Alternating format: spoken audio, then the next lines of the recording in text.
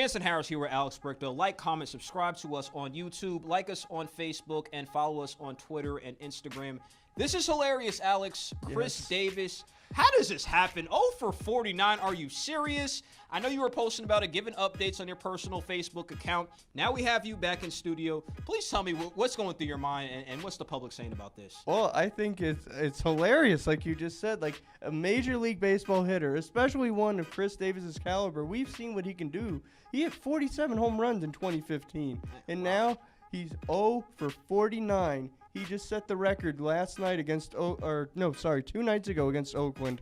He surpassed Eugenio Velez from 2011 for the most consecutive at-bats without a hit.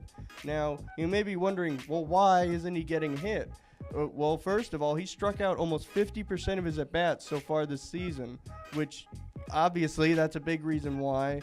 And when he does hit the ball, it goes right to the fielders. He's not getting the power behind his swing anymore. He's just hitting little pop flies to the outfielders, and he's a first baseman, so you know he's not going to bunt for a hit. You know he's not like, Ozzie Albies or Jared Dyson or something that can just fly down the first baseline. So all of his hits have to come via going over the fence just about. And if he's late on a fastball or if he guesses a pitch wrong, by now everyone knows how to pitch him. He's been in the league for a while. People know the soft spots in his swing where they can get him out. So try as he may, he doesn't seem to be able to do anything to either alter his swing or I don't really know what practice obviously doesn't make perfect for this situation because he is yet to make solid contact with the ball, and it's just going to be a running joke until he does get a hit. And even if he does, he'll probably get a sarcastic cheer when that happens because there's nothing to cheer about right now, to be honest. Absolutely. It is pretty embarrassing when we take the humor out of it. What do you think and what do you notice in this game that maybe, okay, if he makes this slight adjustment, things might change? Maybe it's the type of pitches he's seeing. What's really going on with him? Because I don't understand it. Like you said, back in 2015, he was really effective hitting, but hey, maybe that was so long ago. Maybe this was the down streak of his career.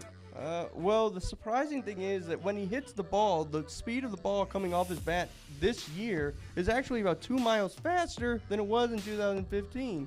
But I think the other thing is that the overall velocity of pitchers has gone down because they want to conserve their energy so they can pitch a little bit longer. But I also think that since Chris Davis is now in his mid-30s, that his bat swing has just naturally deteriorated due to age. And he did have a couple of injury-plagued seasons, like a little bit last season. He was hurt. Not that makes up for his 168 batting average, of course. Horrible. No, that was atrocious. Horrible. But I mean, there are some things there. Maybe it's a mind game. Maybe he has like mental roadblocks. Like he's like, I'm going to get a hit. And then he goes up there and lo and behold, 5 seconds later, you're sitting on the bench with another strikeout. You can't really get inside the guy's head to figure that out. But, there has to be something there that is just preventing him from getting on base. And we don't really know what. Okay, last question before we wrap this one up. The fans probably want to know this. I know you're not the coach, but what do you think the coaches are telling him, batting coach?